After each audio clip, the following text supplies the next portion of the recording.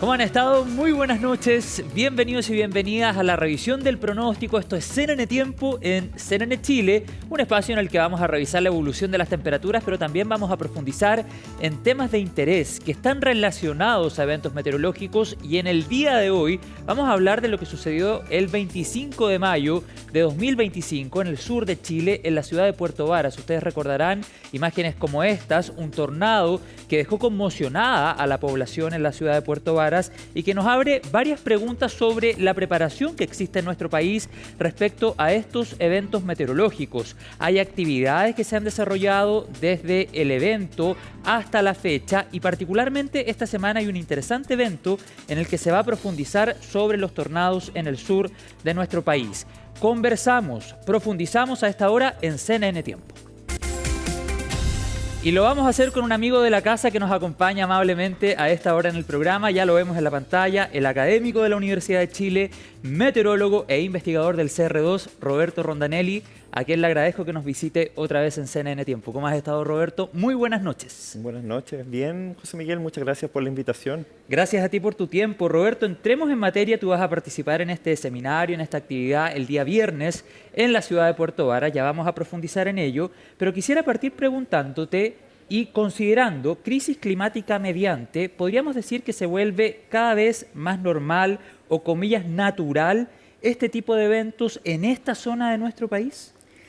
Mira, respecto de los tornados, José Miguel, te voy a ser bien sincero, no sabemos, ¿ya? Porque sabemos que tenemos muchos más tornados que antes, pero no estamos seguros si es porque la gente anda con sus cámaras en el bolsillo, los celulares, y entonces registramos muchos de estos tornados, o porque efectivamente se están volviendo más frecuentes.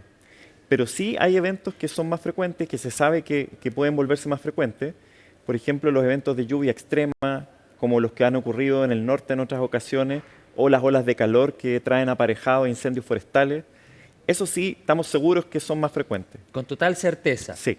Perfecto, pero cuando tú dices no estamos seguros, me imagino que tiene que ver también con que no contamos con las herramientas suficientes en nuestro país para poder abordar de manera cabal o de manera total este tipo de eventos. O sea, hace 6 años atrás, 2019, cuando fueron los tornados de Concepción y Los Ángeles, estábamos completamente en pañales. O sea, no teníamos nada.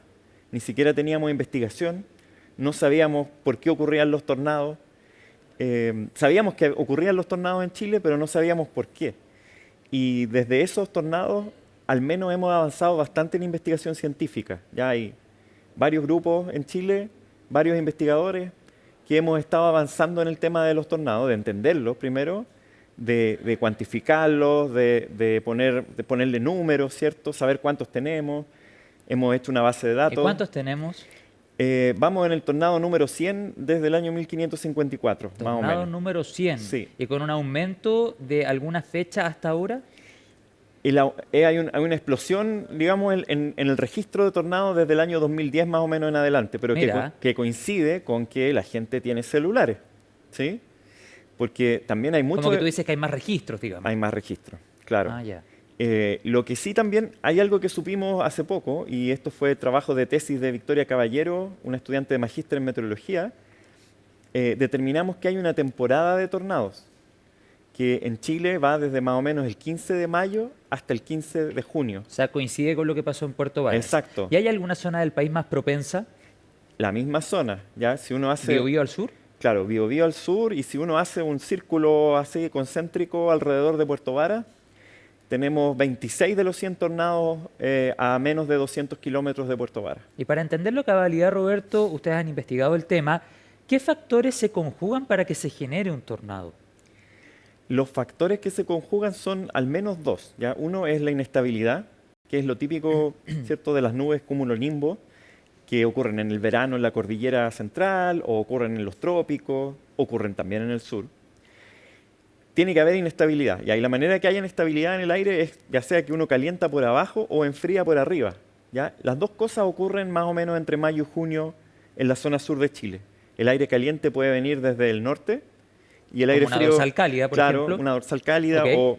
o aire que se mete como pegadito a la costa. Ya Julio Marín de la Universidad de Valparaíso tiene un trabajo en donde explica por qué la cordillera de los Andes tiene un efecto sobre la formación de tornados en el sur. como que canaliza el aire caliente hacia el sur. Ok. ¿Ya? Y por otro lado está los sistemas frontales, ¿cierto? Claro. Que están empezando a ocurrir más hacia el norte en esa época y que traen aire frío de Antártica, y entonces se juntan esos dos y ahí está la inestabilidad. Y la segunda condición o el segundo ingrediente es el cisalle, ¿ya? Que es la cortante del viento que se llama. Ah. Tiene un montón de nombres. Yo no sé muy bien cómo explicar esto, pero es básicamente la única explicación que se me ha ocurrido es esta. Uno tiene un remolino, ya de estos de juguete, y si uno lo sopla por arriba, gira el remolino. Sí. Y si uno lo sopla por abajo, gira el remolino. Pero si uno lo sopla Al frente. igual, Como arriba así, y digamos, abajo, claro, sí, ok. o dos personas soplando de la misma forma, el remolino no gira. ¿Ya? Entonces, ¿qué es lo que uno necesita para que el remolino gire? Lo que uno necesita es que el viento sea distinto abajo que arriba. ¿Ya? Y ese es el cisalle. Entonces, el cisalle es el cambio de la intensidad o la dirección del viento con la altura. Ah, perfecto. Eso genera rotación y esa rotación, de alguna forma, la da vuelta la inestabilidad. Claro. Y claro. ahí se forman las condiciones para formar el tornado. Sí. ¿Ya? Y entonces esas condiciones son las que se maximizan en esta época Perfecto. entre mayo y junio. Roberto, nos piden en las redes sociales que repitamos dos informaciones que abordábamos anteriormente. Tú hablabas de 100 tornados desde el año 1500 a la fecha, ¿verdad? Sí. Perfecto. Y hablabas también de los periodos más propensos en el calendario, mayo, junio o incluso también el mes de julio. O sea, digamos que es como una campana de Gauss, ¿cierto? En donde hay algunos tornados en marzo y abril, algunos tornados en julio, agosto, septiembre, ¿Ya? pero la mayoría de los tornados, y esto también es súper interesante, la mayoría de los tornados severos ocurre entre el 15 de mayo y el 15 de junio. ¿Ya? Es sospechoso, pero es así. Perfecto, perfecto. Y en ese sentido, Roberto, otro tema que se habló bastante luego de lo sucedido el 25 de mayo en la ciudad de Puerto Varas, región de los lagos, es la inexistencia de los radares meteorológicos en nuestro país. Para entenderlo también a cabalidad, ¿qué información podrían aportar y cómo nos ayudan a potenciar de tener estos radares el trabajo preventivo o la reacción a este tipo de eventos? Ya, primero, los radares así, como que directamente no nos van a ayudar a mejorar la situación de predicción.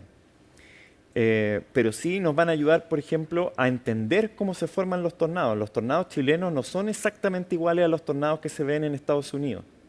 ¿Ya? Pero tenemos un montón de preguntas, José Miguel, que son preguntas científicas, pero son preguntas que si tú me escuchas podrías darte cuenta de por qué son importantes. Por ejemplo, A ver, dale. no sabemos cuál es el tornado más grande que puede ocurrir en Chile.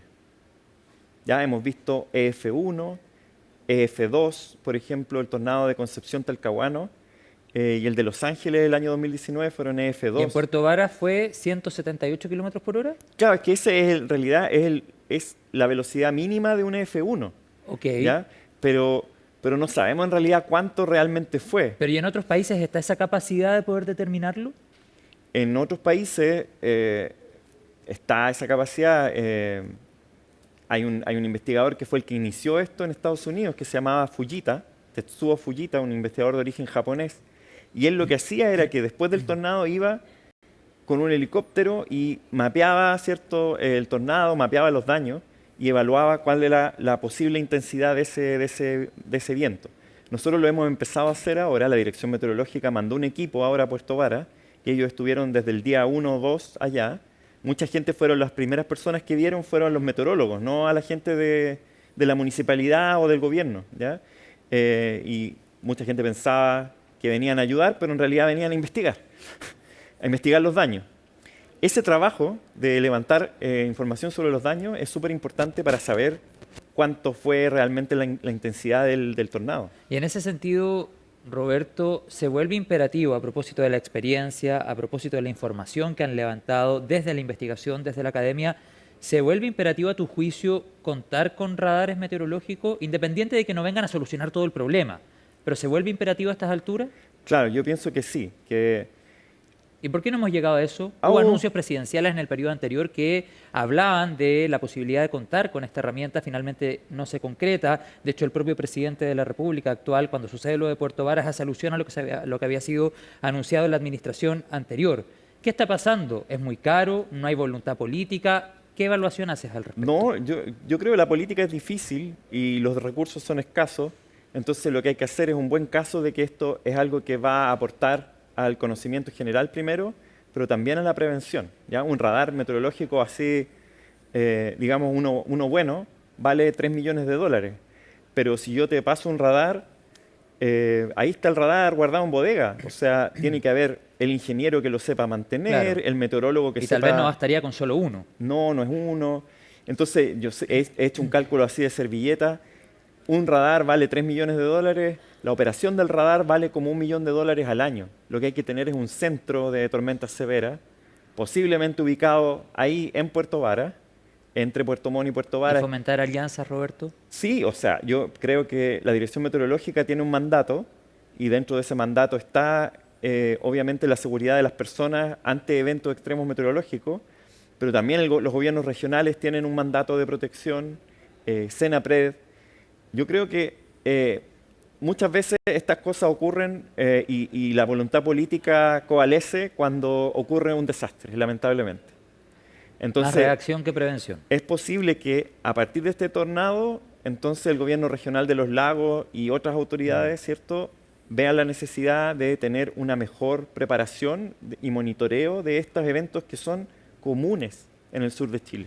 Roberto, ¿y la infraestructura de las ciudades se debe repensar, por ejemplo, pensando en las consecuencias que dejó el tornado en la ciudad de Puerto Varas particularmente? Yo creo que valdría la pena pensarlo porque la norma de construcción chilena de viento está relacionada con los vientos típicos de los temporales, pero no con los vientos de tornado.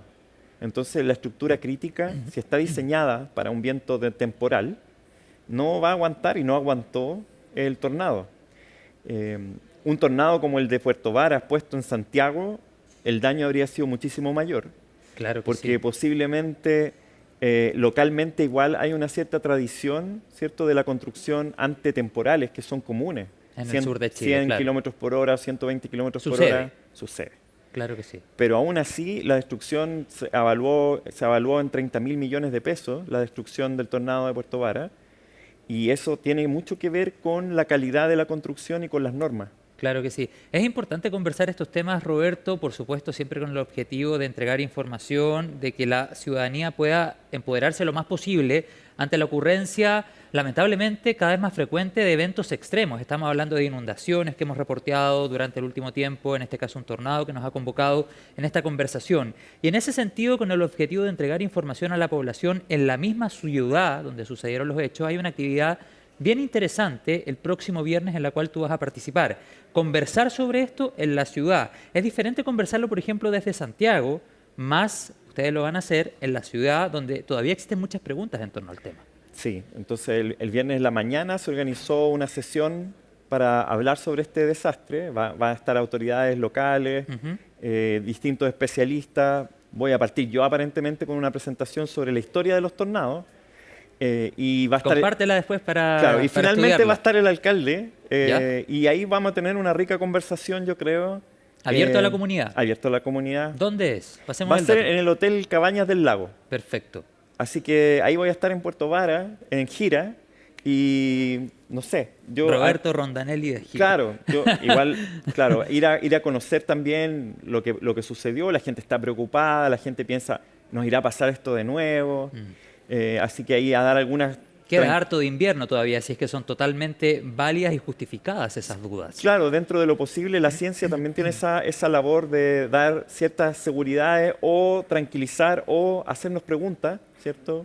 Somos los continuadores de una tradición ancestral en donde antes la Machi quizás interpretaba estos fenómenos, ahora somos nosotros en conjunto con otros saberes, por cierto, pero hay que darle sentido a esto que sucedió y que ojalá nos haga ser más resilientes ante fenómenos que pueden venir en el futuro. Por supuesto, y entregar información a la ciudadanía para que ante situaciones de estas tengan el conocimiento, ojalá el mayor conocimiento posible ante la eventual ocurrencia de este tipo de eventos. Roberto, antes de terminar y habiendo hecho esa invitación a la actividad que se va a desarrollar el día viernes en Puerto Varas, me gustaría preguntarte por el invierno que tenemos por delante. Brevemente, no te puedo dejar partir en esta sesión de CNN Tiempo sin tener al menos una aproximación de cómo se ve el mes de julio e inicio del mes de agosto en prácticamente todo nuestro país, si podemos hacer un resumen, Roberto.